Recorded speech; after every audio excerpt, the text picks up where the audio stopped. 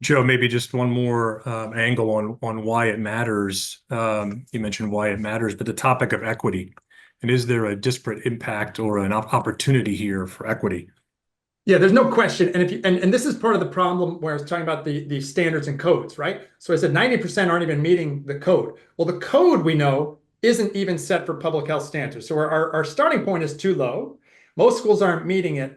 And I cite this study that showed that when we think about something like air quality and ventilation, the schools that are the lowest performance are schools that have populations that are predominantly Black or Hispanic and or schools that have majority of kids on free or reduced lunch, so low income communities. So of course, like everything else we see in our in society, we see unequal impacts, disproportionate impacts on the most marginalized communities. And of course, this extends through the building performance and even things like air quality, acoustics, and the type of materials we use in our spaces, and absolutely down to even the basics of water quality, where we see impacts, disproportionate impacts by race, ethnicity, and income around things like lead, the absolute basics that we're trying to control in a building. And we see these same things through air quality impacts as well, related to building design and performance.